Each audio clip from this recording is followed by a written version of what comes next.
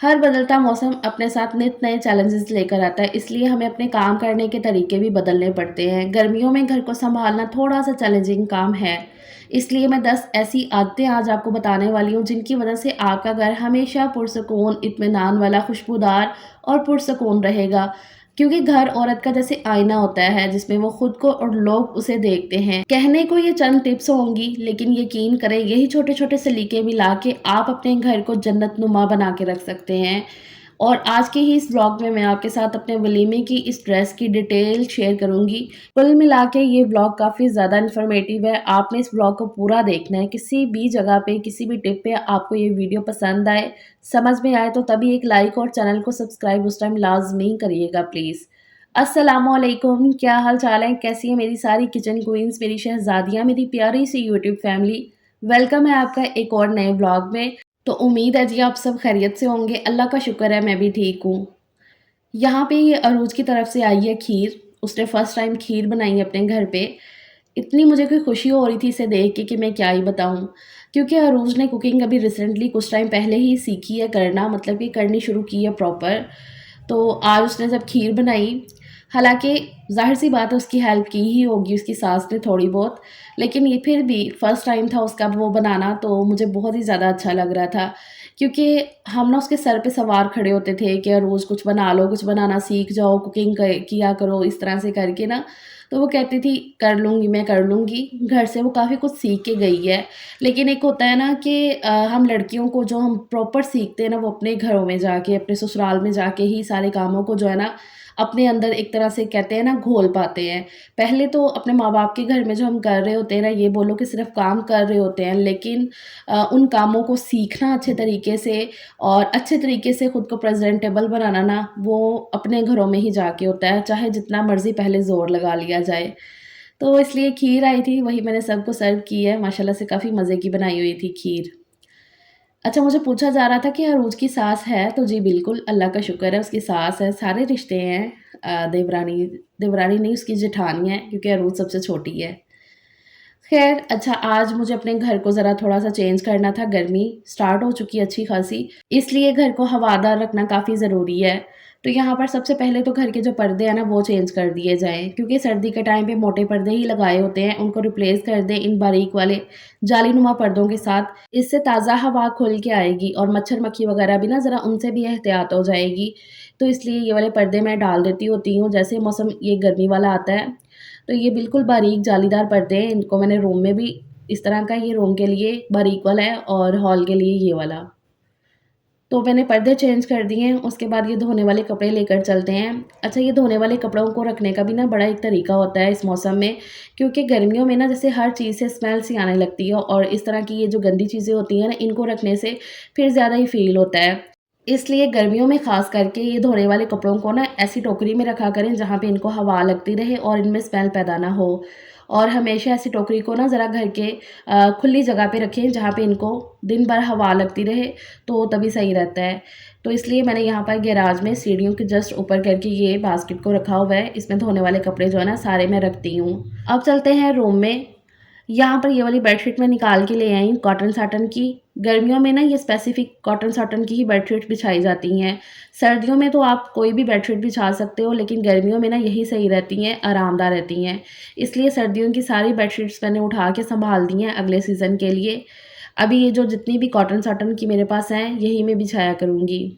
ये सिंपल सी कॉटन सॉटन की बेडशीट्स को मैं फिटेड बेडशीट्स में खुद ही चेंज कर लेती होती हूँ। उसके लिए ये एक सिंपल सा मैं जुगाड़ लगाती हूँ, जो कि मैंने अपनी हर बेडशीट को लगा के रखा हुआ है।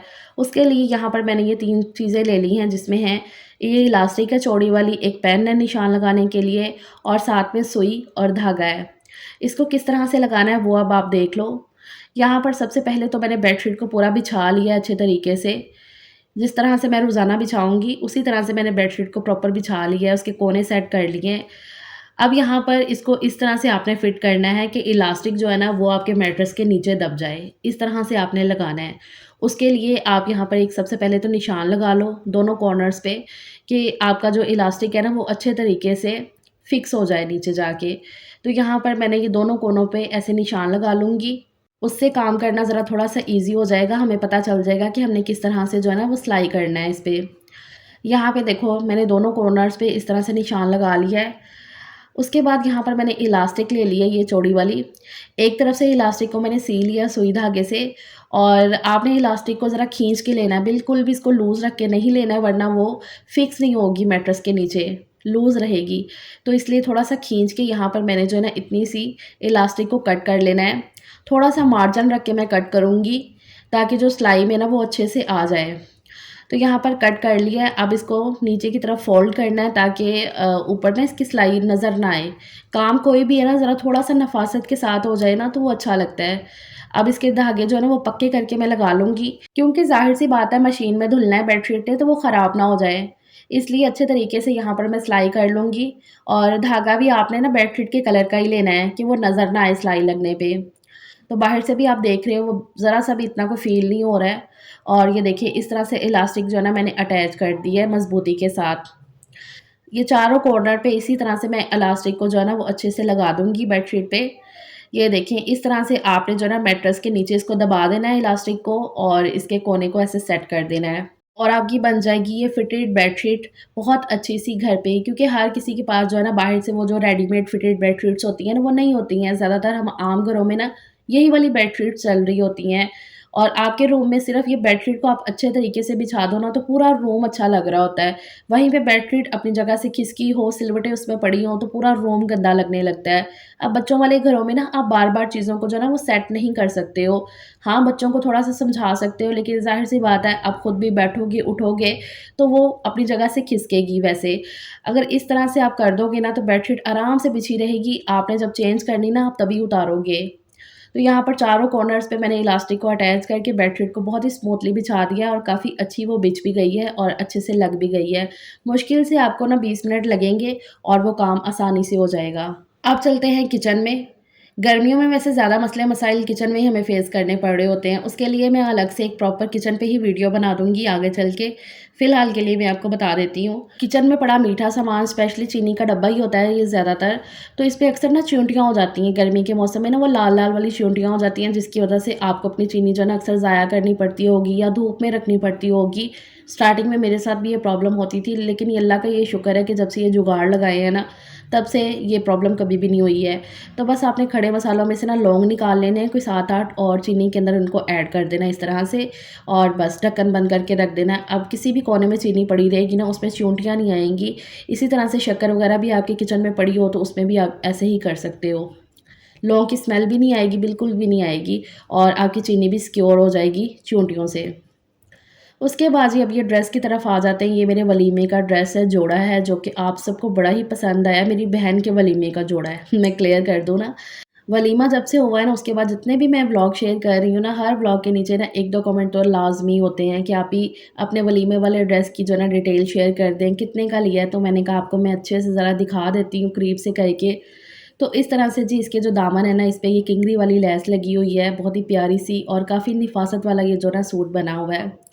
अच्छा जब मैं लेने गई थी ना सूट मैंने इसका बताया हुआ है, दोबारा से भी बता देती हूँ कि हस्बैंड साथ गए थे, तो उन्होंने देखा और उनको एक ही नज़र में ना ये वाला सूट पसंद आया। अच्छा मैंने वाइट कलर ना काफ़ी कम पहने हुए हैं। बाकी ये कि अब उनकी पसंद का था तो फिर मैंने कहा कि चलो ले लेती हूँ। अच्छा इसका दुपट्टा जो है ना वो ऑर्गेन्ज़ा में है लेकिन बहुत ही प्यारी-सी ऑर्गेन्ज़ा है जो कि टिकने वाली ऑर्गेन्ज़ा होती है और प्लाज़ो इस तरह का इसका बिल्कुल खुला वाला प्लाज़ो है और वही वाला काम आई थिंक इस पे लेस लगी हुई है प्लाज़ो पे, मुझे ये वाला इतना सही नहीं है आइडिया लेकिन ये है कि अच्छा-सा ये काम हुआ है इसके प्लाज़ो के नीचे पाँचे पे और दुपट्टा पूरा चारों साइड पे भी इसी तरह से है कवर और काम हाथ का हुआ है सतारी का जो बारीक वाली सतारी होती है और इस तरह का बड़ा-सा दुपट्टा है, बहुत ही प्यारा-सा। करीब से भी मैं आपको दिखा देती हूँ। आज मैंने कहा अच्छे से आपको करके मैं दिखा देती हूँ क्योंकि हर रोज़ तो ना नहीं बताया जाता एक चीज़ के बारे में। तो इस तरह से गले में ना ये स्टोन्स बड़े-बड़े लगे हुए हैं, साइडों पे भी वही वाली लेस है किंगरी वाली और पूरे कमीज़ पे वो छोटे-छोटे से फूल बने हुए हैं सितारे के और बाजू इसके जो है ना फुल हैवी बाजू हैं, बहुत ही प्यारे से। ये पहना हुआ मुझे कुछ इस तरह का लग रहा था सूट। ये मैंने अपनी बहन के वलीमे पे इस तरह से वेयर किया था पूरा और ये 7,500 का ड्रेस मिला है हमें। 2 ड्रेस हमने ये लिए थे सेम वाले, एक इसमें मस्टर्ड कलर लिया था वो मेरी सिस्टर के लिए था और ये वाला कलर मेरे लिए लिया था। तो ये 7,500 का एक सूट हमें मिला था और ईगा मार्केट से हमने ये शॉपिंग की थी, तो वहीं से ये सूट हमने परचेज़ किया है, ठीक है। आई थिंक अब मैंने ड्रेस को काफ़ी डिटेल में दिखा दिया है और इसके बारे में बता भी दिया है। अब चलते हैं नेक्स्ट टिप की तरफ। आपने अक्सर देखा होगा किचन में ना गर्मी के मौसम में छोटे-छोटे से मच्छर हो जाते हैं, मच्छर, मक्खियाँ, ये सारे जो ना चीज़ें गर्मी के मौसम में ज़्यादा निकल के आती हैं। तो मक्खियों और मच्छरों का ये बहुत ही बेहतरीन सा इलाज है। अल्लाह का शुक्र है मेरे किचन में मक्खियाँ तो बिल्कुल नहीं है, लेकिन छोटे-छोटे से ना मच्छर हो जाते हैं। तो ज़ाहिर-सी बात है यहाँ पर खाने-पीने वाली चीज़ें पड़ी हैं, तो वो स्प्रे वगैरह करना भी ना सही नहीं रहता है इतना। तो उसके लिए आपने क्या करना है, एक लीमू लेना है, उसको कट कर लेना है और इस तरह से ना लीमू के अंदर आपने लौंग इंसर्ट कर देने हैं इस तरह से 7-8 मतलब कि बिल्कुल लीमू को ना कवर कर देना है इन लौंग्स के साथ। इसकी वजह से ना आपके किचन में मच्छर वगैरह नहीं आएँगे, मक्खियाँ भी नहीं होंगी। अगर मक्खियाँ वगैरह हो जाती हैं ना किचन में, तो ये भी नहीं होंगी इसकी स्मेल की वजह से ना लौंग की जो स्मेल होती है ना काफ़ी स्ट्रॉन्ग होती है। तो आप इस तरह से करके देखो, लौंग जो है ना 7-8 आपने लौंग लेने हैं मतलब कि जितने एक लीमू के अंदर ना अच्छे तरीके से अब लीमू के साइज़ पे भी वो डिपेंड करता है ना कि कितने लौंग लगेंगे। तो बस आपने ये है कि काफ़ी ज़्यादा लौंग जो है ना वो लीमू में लगा देने हैं और इसको किचन के किसी भी एक कोने में रख देना है। बस अब इसकी वज़ह से आपके किचन से मच्छर और मक्खियाँ दूर हो जाएँगी। उसके बाद जी आटा, जो बड़ी ज़रूरी चीज़ है, इसमें ना गर्मियों में अक्सर सुसरी हो जाती है, स्मेल सी भी आने लगती है और सुंडियाँ पैदा हो जाती हैं। तो आपने क्या करना है कि ना इसको सिक्योर करने के लिए सबसे पहले तो आपने कम से कम ज़रा आटा ना गर्मियों में लेना है। जैसे कि अगर आप रूटीन में 10-20 किलो आटा लेते हो, तो उसको ज़रा ना उसकी क्वांटिटी को कम कर देना है, ताकि वो जल्दी-जल्दी ख़त्म हो जाए और दूसरा ना इसके अंदर तेज़ पत्ता ये जो है ना ये ऐड कर देना है। जैसे कि आटे को बाल्टी में भरने से पहले नीचे भी तेज़ पत्ता पूरा बिछा देना है और इसके दरमियान में भी रख दें और ऊपर से भी इस तरह से ना तेज़ पत्ता डाल के मतलब कि 4-5 ऐसे पत्ते डाल के तो बस इसको बंद करके रख दें। और ये भी मेक श्योर करना है कि हर बार बाल्टी को वॉश करके अच्छे से फिर इस पे आटे को रिफ़िल किया जाए। तो इस तरह से आटा ख़राब भी नहीं होता, उसमें स्मेल भी नहीं आती है और उसमें सुसरी सुंडियाँ भी नहीं होती हैं। हाँ, बस के मौसम में तो मैं इसमें जो है ना सूंड भी रख देती हूँ, जो होता है ना सूखा हुआ अदरक मिलता है पंसार से, तो वो भी मैं इसके अंदर रख देती हूँ दरमियान में करके। ख़ैर जी, यहाँ पर एक और चीज़ मैं आपको बताने लगी हूँ, ये आपकी स्किन केयर से रिलेटेड है। आपकी अगर स्किन ऑयली है, गर्मियों में बहुत ज़्यादा स्किन जो है ना ऐसे चिपचिपी हो जाती है, जल्दी-जल्दी से जो है ना फेस वॉश करना पड़ता है, किचन में आपने ज़रा-सा भी काम कर लिया तो बस फटाफट से जाके मुँह धोना पड़ता है, गंदी-गंदी होने लगती है क्योंकि जब स्किन ऑयली होती है ना तो वो गंदी भी जल्दी हो जाती है। और दूसरा अगर आपके फेस पे वो जो फेशियल हेयर्स होते हैं, छोटे-छोटे एक तो होता है ना रुई जैसे बाल और थोड़े से बड़े-बड़े बाल भी हो जाते हैं आपके फेस पे, तो ये उनको भी बिल्कुल जैसे ना बालों की ग्रोथ को रोक देगी। तो उसके लिए आपने लेनी है ये फटकड़ी है। इतना सा टुकड़ा लेकर मैंने यहाँ पर चूल्हा ऑन कर दिया और तवा रख के ना इस पे मैंने फटकड़ी ये रख दी है।